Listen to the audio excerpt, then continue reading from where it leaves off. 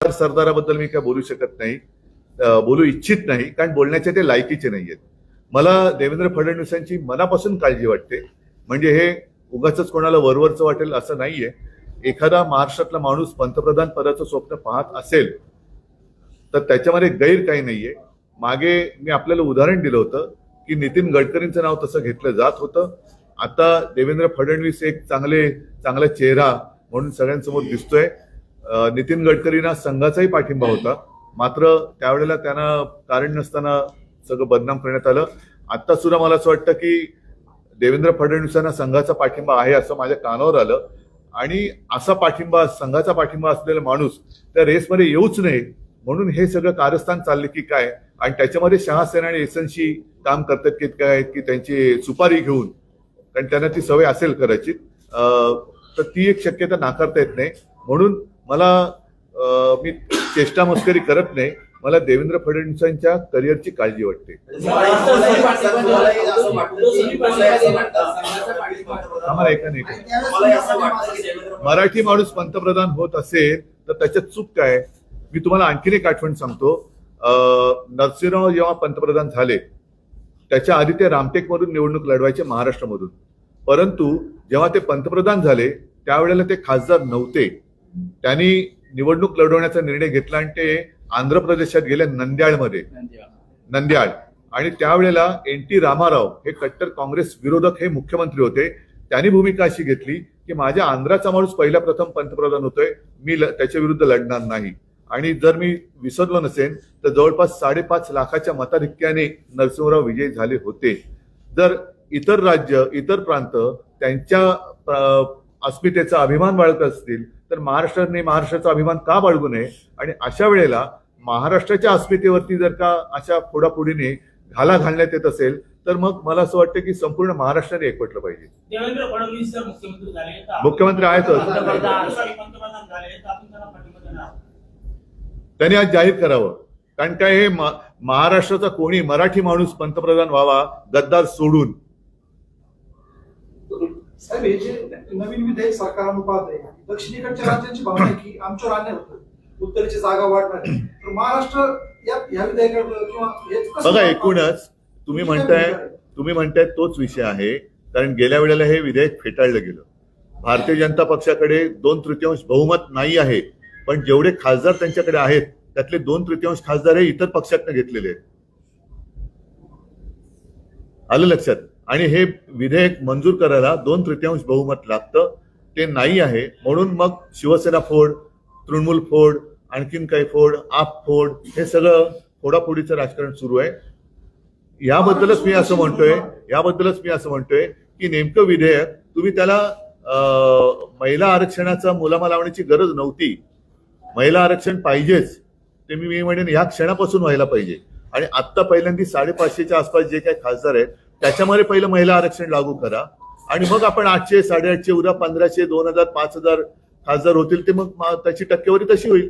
पण डिलिमिटेशन करताना तुम्ही जो काही एक क्रायटेरिया लावताय त्याच्याबद्दल देशातील सर्व प्रमुख पक्षाच्या नेत्यांनी एकत्र बोलून काय होणार आहे. कारण शेवटी हा विषय उत्तर आणि दक्षिण नाहीये, संपूर्ण देशाचा विषय आहे. त्याच्यामुळे संपूर्ण देशाचं मत हे विचारात घेणं हे अत्यंत गरजेचं आहे. केवळ फोडाफोडी करून 2/3 झाले आणि उद्या समजा आपण म्हणतोय की उत्तरेचं प्राबल्य राहील आणि उत्तरेच्या राज्याने असं म्हटलं की आम्हाला मग आता मोदी सुद्धा बाहेरचे आहेत, मोदी सुद्धा नको, मग काय कराल. तर त्याच्यासाठी जरा सगळ्यांनी विचार विनिमय नीट करायला पाहिजे आणि मग आपण निर्णय घेऊ ना. देश हिताचा जो निर्णय असेल त्याच्यासोबत आम्ही आणि सगळेच पक्ष राहणारच आहेत. 6 खासदार तुम्हाला सोडून गेले म्हणून आज दौरा काढला, समोर पाहत आहे. मात्र ही जी पक्षाची स्थिती झाली आहे त्या काय स्थिती झाली, आज अनेक लोक सोडून गेले, अनेक लोक नाही गेलेले. तुम्ही दौरा कव्हर केला असतात. मला असं वाटतं की तुम्ही, म्हणजे मी कुचेष्टेने म्हणत नाहीये, तुम्ही स्थानिक पत्रकार आहात, पण जे माझ्यासोबत मुंबईवरून फिरतायत आणि तुमच्याच माध्यमातून जे काही चित्र राज्यभर देशभर गेलेले आहे, तुफान प्रतिसाद आहे. उलट जे गेलेत त्यांच्या गद्दारीमुळे संतापलेले लोक पुन्हा नव्या एका त्वेषाने आणि जिद्दीने कार्यरत झालेले आहेत.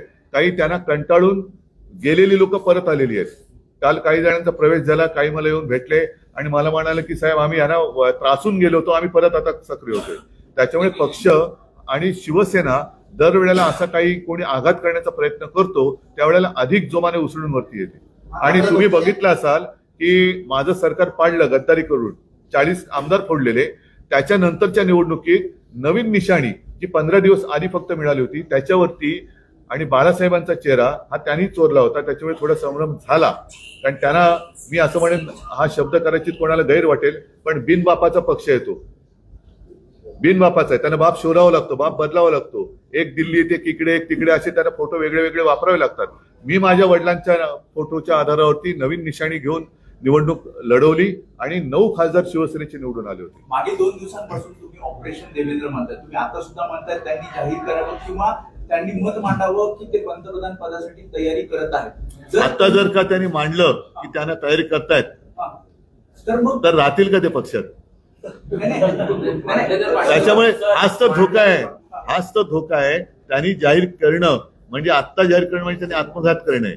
2028 किंवा 29 ला ते जाहीर करतील. मग त्यावेळेला प्रश्न विचार, त्यावेळेला याचं उत्तर देईन ना मी. उद्धव ठाकरे तेव्हा पाठिंबा देतील का? मी 2028 2029 ला ते जेव्हा जाहीर करतील तेव्हा मी उत्तर देईन. पण महाराष्ट्राचा माणूस पंतप्रधान पदी जर बसणार असेल तर शिवसेना सोबत का नको राहिला? पण महाराष्ट्राचं म्हणून म्हटलं की गद्दार नाही. तुम्ही म्हणताय की त्यांची मुख्यमंत्री पदाची सुद्धा पुढची धोक्यात येऊ शकते, कारण तुम्ही बघितलं असाल की मी तुम्हाला उदाहरणासकट सांगतोय. एक नितीन गडकरींचं उदाहरण दिलं, दुसरं मध्य प्रदेशमध्ये शिवराज सिंग चौहानांचं उदाहरण दिलं.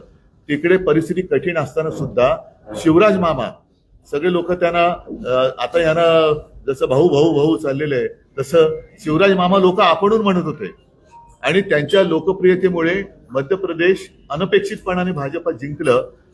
त्यांना असं वरती वाटायला लागलं की उद्या शिवराज मामा भाजप अध्यक्ष बनू शकतात, उद्या शिवराज मामा पंतप्रधान पदाच्या शर्यतीत येऊ शकतात.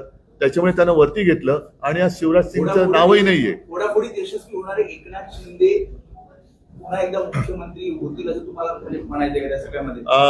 हा भाजपला धोका आहे आणि आता संघाने ठरवायला पाहिजे की पूर्वी असं जे मानलं जात होतं की संघ ठरवेल तो भाजपचा मुख्यमंत्री किंवा पंतप्रधान होतो. आता संघाची तेवढी पकड ही त्यांच्यावर राहिले की नाही हे महत्वाचं आहे. आणि हे फोडाफोडीचं आणि गद्दारीचं राजकारण संघाला मान्य आहे का, हा सुद्धा संघासमोर आणि संघाच्या कार्यकर्त्यांसमोर एक प्रश्न आहे जो कोणी बोलत नाही. विमान प्रवासामध्ये पूर्ण मला हातबल दिसते, परंतु मुख्यमंत्री असं म्हणतात की ते एका कोपऱ्यात होते, मी एका कोपऱ्यात होतो. हाच प्रॉब्लेम झालाय. दोन कोपऱ्यात झाल्यामुळे मधल्यामध्ये सगळेजण जो गोंधळ घालतायत तो त्यांच्या लक्षात येत नाहीये. बरोबर यायला हवं का पुन्हा काय? कोणी तो नाही तो त्यांचा प्रश्न आहे. मी त्यांना असं वाटत असेल की मी त्यांचा शत्रू आहे, मी त्यांचा हितचिंतक आहे म्हणून मी ही गोष्ट त्यांच्या मनातली मन की बात मी करतोय. त्यांनी शुभेच्छा तुमच्या स्वीकारल्या, तुमच्या सदिच्छा त्यांनी स्वीकारल्या, ते धन्यवाद म्हणाले. तुम्ही जे म्हणतात तुमच्या दोघांमध्ये जे गोंधळ घालतात ते बाजूला जातील, तुम्ही पुढाकार घेणार. बघा आम्ही आता हे माझ्याकडे हे नाहीये, शेवटी त्यांच्याकडे उपरवाली मर्जी आहे. खासदार आदित्य ठाकरे सध्या विरोधकांच्या दिशावर काय कारण असू शकतं? काय याचं कारण असं आहे की ठाकरे कुटुंबाला एक परंपरा आहे.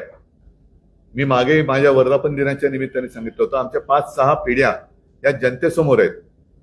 यांना तर आधी वडिलांचा पत्ता नाहीये आणि पोराला खासदार आणि केलेलाच आहे, त्याला मंत्री करायचं आहे. म्हणजे सगळं काही आहे ते त्यांच्या पोराला मिळालं पाहिजे, त्यांच्या घराण्याला. ती घराणेशाही नाहीये. पण ठाकरे कुटुंबाची जी परंपरा आहे, ठाकरे कुटुंबाने काही घ्यायचं नाही, घ्यायचं ते सगळं आम्हीच घ्यायचं, ही त्यांची जी एक वृत्ती आहे. त्याच्यामुळे ते आदित्यला टार्गेट करतायत. पण त्यांच्या पोराचं कर्तृत्व काय म्हणून त्याला कोणी खासदार केला, काय करत होता तो, त्यांच्या घराण्यालाही ठाकरे घराण्यानेच आधार दिलेला आहे. टीएनटीचा पेपर फुटला पण विरोधी पक्ष काही रस्त्यावर येत नाही. मग मी कोण आलोय तुम्ही राजकारणासाठी म्हणजे काय? म्हणजे नाही रस्त्यावर म्हणणं आहे का महाराष्ट्रभर उद्धव ठाकरेंनी फिरण्यापेक्षा आत्मपरीक्षण करण्याची गरज. पक्ष संघटनेकडे असं कोण बोललं? राधाकृष्ण विखे. त्यांचा नेमका आत्मा कुठे? त्यांचा आत्मा आज भाजपमध्ये, काल परवा आमच्याकडे होता, काल काँग्रेसमध्ये होता, उद्या कुठे? त्यांनी आत्म कंट्रोल करावं, कारण त्यांचा आत्माराम कुठे कुठे फिरतोय. आत्मनियंत्रण करावं, त्यांचा आत्मा कुठे ते बघावं. उद्धवजी, केंद्रीय मंत्रिमंडळाचा विस्तार होईल. बदल करण्याची आवश्यकता वाटते का? तुम्ही हे सगळे आता महाराष्ट्र फिरताय, काही 3-4 असे महत्त्वाचे पक्ष संघटनेत बदल भाजपनी जरूर केले पाहिजेत आणि भाजपनी त्यांच्या जुन्या कार्यकर्त्यांना संधी दिली पाहिजे.